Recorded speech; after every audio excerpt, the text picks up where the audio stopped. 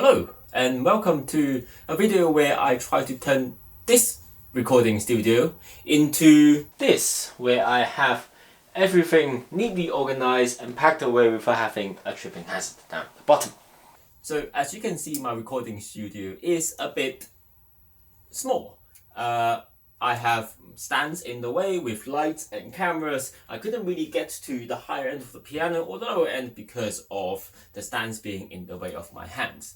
Especially when guests are sleeping over in the sofa, they also complain about the lack of space. So to fix that, we are trying to build a rack over the piano so that it can house all the recording equipment without being in the way. So here's a quick sketch of the idea that I had in my head. The rack is going to be fairly bare-boned and it goes around the back of the piano. Obviously the front is kept open for me so I can use the piano. My main recording equipment consists of a condenser microphone with a sound reflector absorber shield, a DSLR with a teleprompter on the front, a music stand, and then all the power associated with the equipment. I also want the microphone combo and the music stand to be able to be positioned freely on the left hand side while the camera is on the right hand side of the piano, as it will give me the most usable space in the room. I'd also want an overhead camera so I can record piano videos, as well as having a laptop stand or something similar so you can package the laptop as well as the sound mixer neatly instead of having a big mess on top of the piano. I've had some debate over what material to make the rack out of. I know that I want to work with round tubes as it interfaces well with the music stand and the microphone shield, but I'm unsure about the sizing and material of the tube. So after a couple of weeks of debate and aimless browsing on the internet, I came across the Inox Classic range, originally designed for DJ racks and piano racks, but they also sell individual components for customization, so I decided to go for that, and I'll deal with any issues once I start working on it. Probably not the best plan in retrospect. So the easy part was making the main stand. To build the side frame, I have a 150cm tube at the back, 250cm going across, and then finishing off with a 100cm tube. This makes a little B shape. And then with the two side frames, I'm connecting them with two 150cm tube. I was going to use 3, but I had a look at my remaining connectors and tubes and realized I probably don't have enough tubing, so I decided to just use the 2 instead of with 3. I also reinforced both the side frame and the horizontal connectors with a brace. So the first thing I'm going to do is the music stand adapter.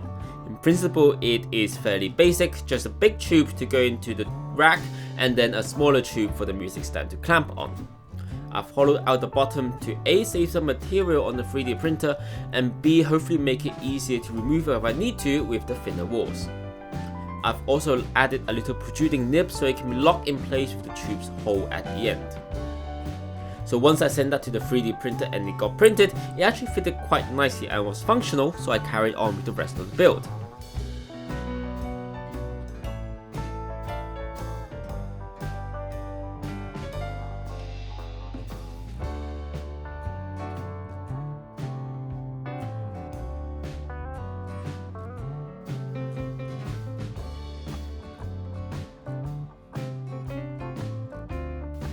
That was the case until this moment here.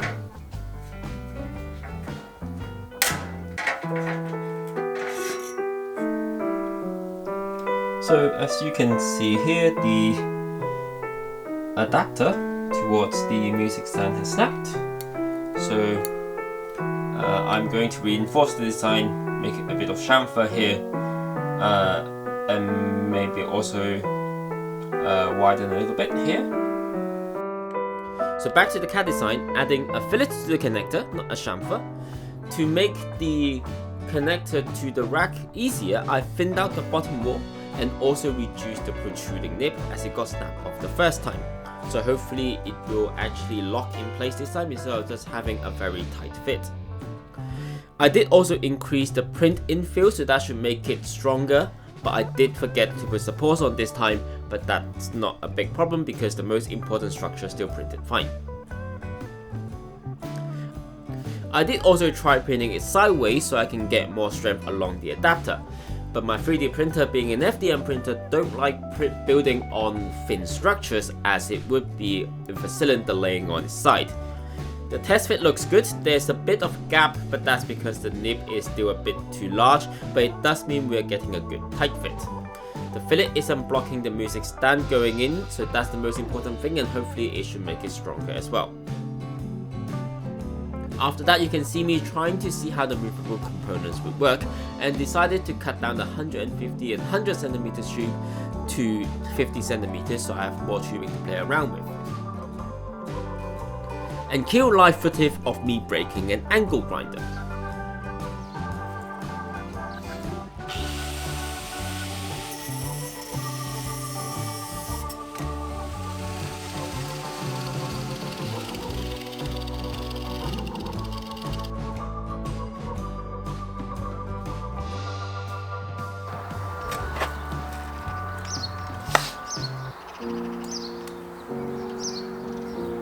I have no idea how. It was the first time using an angle grinder and it was working for the first cut. It just stopped spinning after that.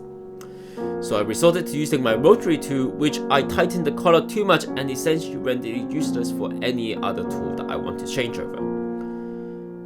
It's not been the best days of my tools, and I also borrowed the angle grinder and it's not mine, so I need to fix it somehow. So with a new rotary tool in hand, I rounded off all the jagged edges so I won't accidentally cut myself on it, and continued on with the build.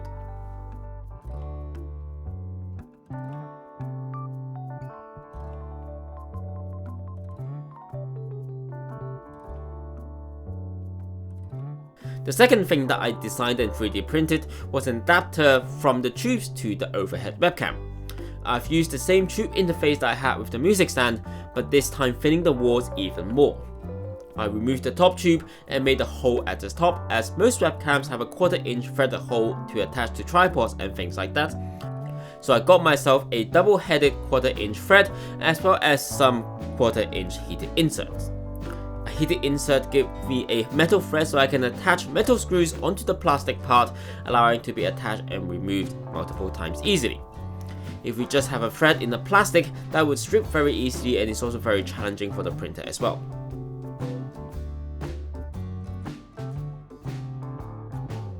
So here I got the part.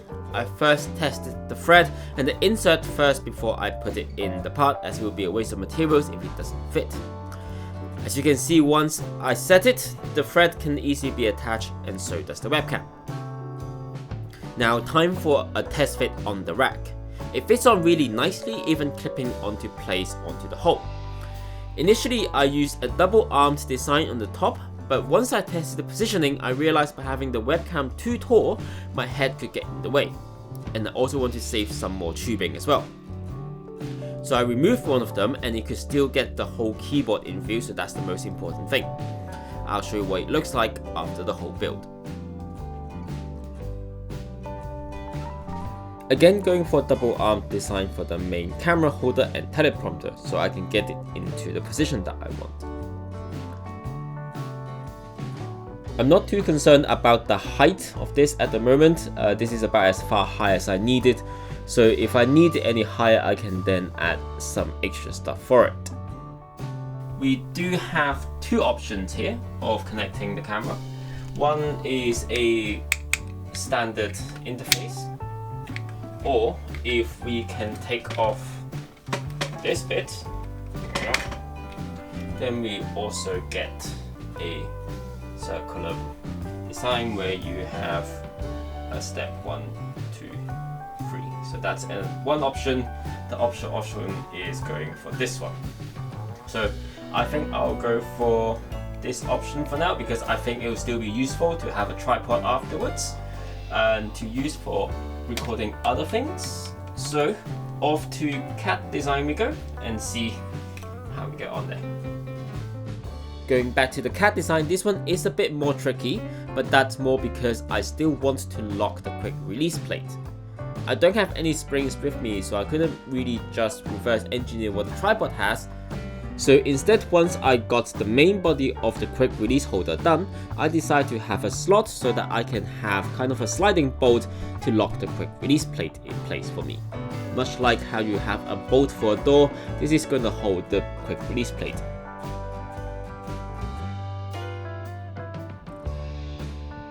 Once that's printed, I tried to do a dry fit.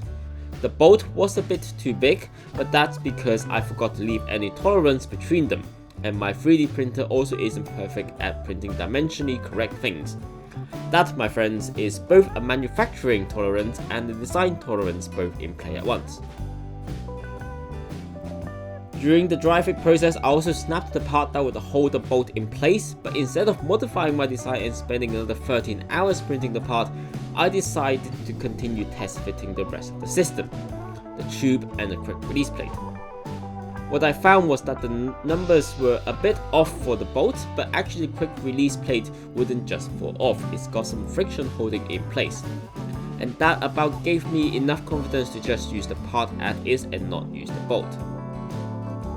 In the future, I'm likely going to make this part better or go for the tripod head route, but it's the concept of the rack that's more important for now before any improvements.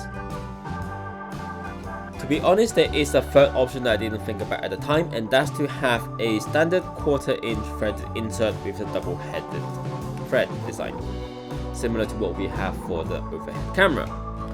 I can then add another tripod head so I can more easily adjust the position and the angles, but this only came to me after I've completed the build. So that wasn't too bad. That little droop there we did see, but because it's more supported down the middle compared to the top, where we had here is supported more at the top, so it's just hanging off this hinge. So I'm going to swap that and see how it goes with the mic.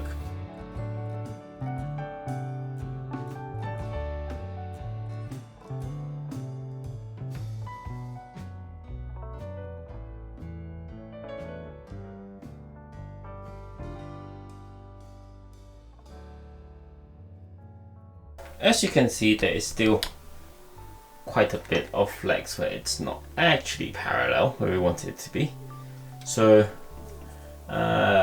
good thing that we don't need the second arm anymore here, so we can go on to plan B.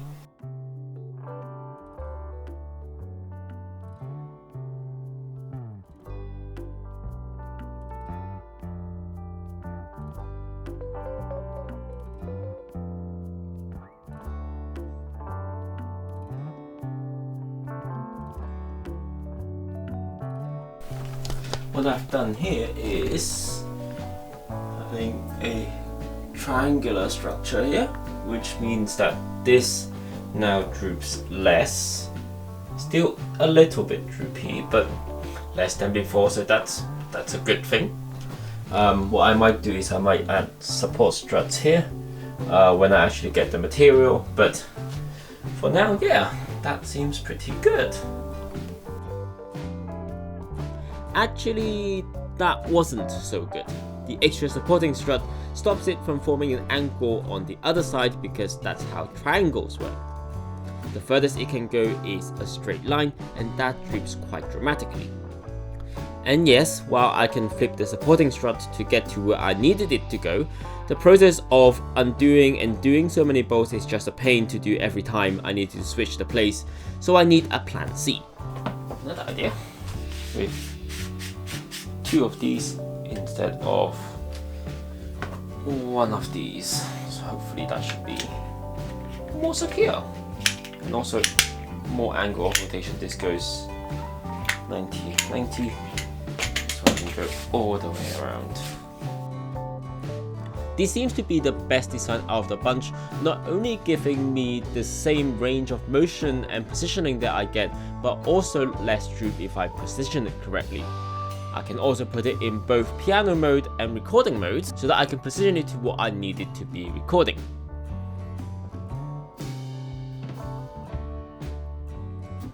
In the future, it's likely that I will add more arms at the bottom, so instead of having a single arm folding out, it will be double arm folding out with the vertical beam in the middle, so that this will give me more support horizontally.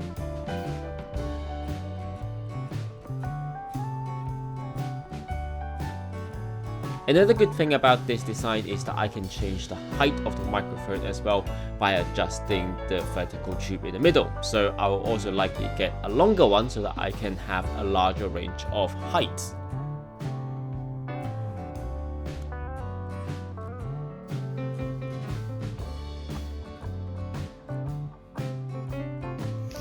So this is my view when I'm recording the flute. I have music stand and mic in front of me, and I can see the teleprompter as well as monitor showing so that I can make sure that I am on screen and I can see what I'm doing. This has highlighted a few problems. In particular, this is as tall as the microphone can go at the moment, so we ideally want a longer arm on this end. The camera is a little bit tilted, but we can deal with that with just adjusting this angle here. Not perfect, but again, it is a work in progress. I haven't quite decided how I want to position my main camera in piano mode, so here is just a sneak preview of how the overhead camera looks with the piano keyboard.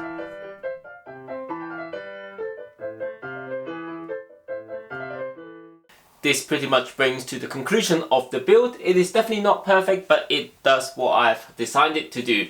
Movable music stand, movable mic, movable cameras, and then it just sits nicely packaged without causing a tripping hazard down the bottom and also saving me a bit of space as well.